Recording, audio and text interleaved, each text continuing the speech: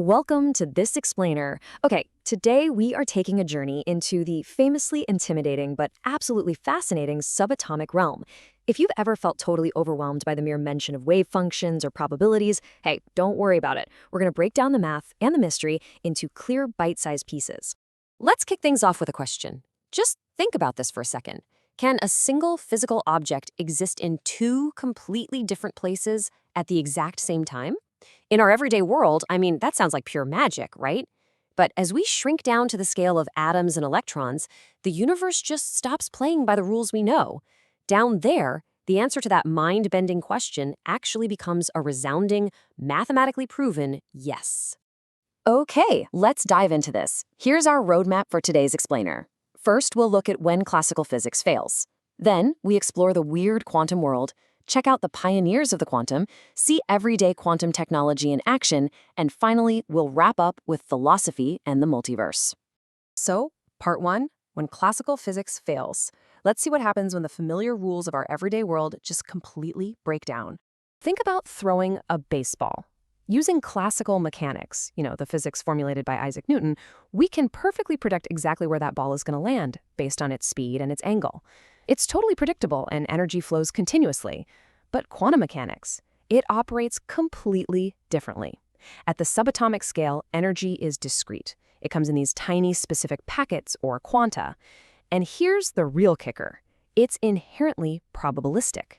The math literally cannot tell you exactly where an electron is. It only gives you a probability density, basically a likelihood of where it might be found when you go looking for it.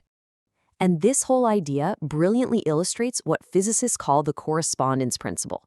See, it's not that the classical physics we use to build bridges and throw baseballs is wrong. Actually, scratch that. It is kind of incomplete. It's merely an approximation. It's a set of rules that only holds true at our ordinary macroscopic scale. Once you zoom in close enough, all those reliable rules dissolve into a quantum probability box. Moving on to section 2, the weird quantum world. Get ready, because we are about to transition into the absolute most bizarre, counterintuitive phenomena that govern the universe at its tiniest scales. Let's talk about quantum superposition. The math dictates that a quantum system can actually exist in a combination of multiple possible states at the very same time. Think of a single photon of light reaching a literal fork in the road. It doesn't just choose one path. The math shows us it takes a superposition of both paths simultaneously. It's effectively doing both things at once. Well, right up until the exact moment it hits a detector and is actually measured. This dual nature is famously demonstrated by the double-slit experiment. If you fire a beam of light, or even solid particles like electrons, at a barrier that has two tiny slits in it, the waves interfere with each other. They create this banded pattern on the screen behind the barrier. It's acting exactly like a wave. But when it's absorbed by the screen, it hits as discrete individual points, like a particle. This is the whole idea of wave-particle duality. Light behaves entirely differently depending on how we set up the experiment. But here is where it gets truly strange. If you place a detector right at the slits to observe which specific slit the particle actually goes through, boom, the wave interference pattern completely disappears. It stops acting like a wave and acts like a normal, boring particle again. Which really begs the provocative question, does the particle know it's being watched? Because it seems like the mere act of measuring the system destroys the wave function and fundamentally alters reality itself. Now, what's really interesting about this slide is quantum entanglement. It's another totally mind-bending concept. When particles interact, they can become entangled. And this means their properties get so deeply intertwined that you can literally no longer describe one particle independently of the other. If you measure the state of one entangled particle right over here, you instantaneously know the state of its partner over there, even if that partner is all the way across the galaxy. And all of this happens without any signal crossing the space between them. No way, right?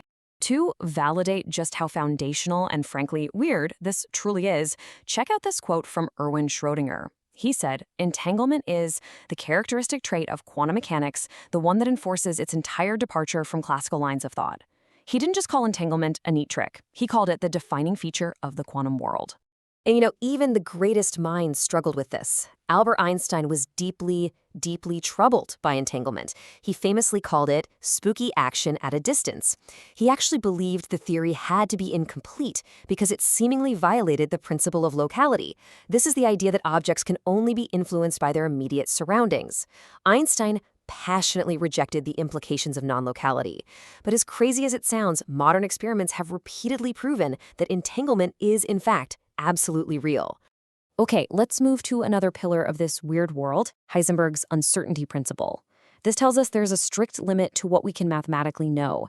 It is physically impossible to simultaneously predict a precise measurement of a particle's position and its momentum. And here is the absolutely crucial takeaway. This isn't just an equipment flaw in our microscopes. It's a fundamental built-in trade-off in nature's predictability. All right, Section 3, Pioneers of the Quantum. Let's shift gears and take a quick look at the brilliant minds who actually pieced together this baffling mathematical framework. Now, this didn't just happen overnight. As you can see on this timeline, we transitioned from the old quantum theory, starting around 1900 when Max Planck hypothesized that energy comes in discrete quanta. Then, in 1905, Einstein used that very idea to explain the photoelectric effect. But the full mathematical formulation, that didn't arrive until the mid-1920s, when brilliant minds like Werner Heisenberg and Erwin Schrödinger finally developed the rigorous mechanics we still use today. But, as we mentioned earlier, they definitely didn't all agree on what the math meant philosophically. And this led to the legendary Bohr-Einstein debates. Niels Bohr and Albert Einstein passionately clashed for years. They argued over determinism versus probability, and whether quantum theory was actually a complete description of the universe in the first place. That brings us to Section 4, Everyday Quantum Technology. Let's ground all this highly theoretical weirdness in the actual physical reality of your modern life. Now, you might be thinking, this is all just abstract philosophy. So the crucial point is that this chalkboard math is actually the foundation of modern technology. Seriously, without a deep understanding of quantum states and atomic energy levels, we wouldn't have lasers, we wouldn't have MRI machines for medical imaging, we certainly wouldn't have the microprocessors powering the exact device you're using to watch this explainer right now.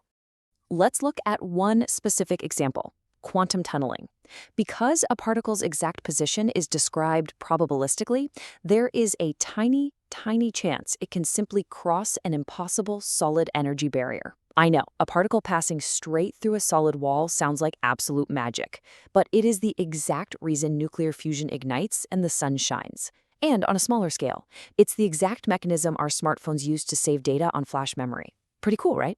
Finally, Section 5, Philosophy and the Multiverse. So what do these mathematical rules actually imply for the true nature of reality? Let's get into it. We return to the notorious measurement problem. We know a particle exists in a superposition of probabilities until it's measured, right? And at that point, it becomes a definite reality. But how does that even happen? Does it require a conscious human observer or just a mechanical detector? The Copenhagen interpretation essentially says the wave function collapses upon observation. But the philosophical debate about what truly causes that collapse, that remains wide open. To avoid the whole messy idea of a collapsing wave function entirely, some physicists lean heavily toward the many worlds interpretation. Formulated in 1956, this idea posits that the wave function never actually collapses. Instead, every single time a quantum decision occurs, the universe just simply branches. Every single possibility described by the math actually happens, simultaneously expanding into this incredibly vast multiverse of parallel universes. Look, if your head is spinning right now, take comfort in this famous admission from legendary physicist Richard Feynman. He said, "I think I can safely say that nobody understands quantum mechanics." I mean, even the Nobel Prize winners who use this math to build our modern world readily admit that its implications are totally baffling. So feeling bewildered by quantum physics, that is exactly the right reaction. Which leaves us with this final, truly mind-bending thought. As we navigate our solid, predictable, everyday macroscopic lives, does the reality we perceive only click into existence because we're here to observe it? Or are we, in this very second, just one single branch in an infinite, ever-expanding quantum multiverse? Thank you so much for joining me on this explainer. Keep asking big questions, and as always, stay curious.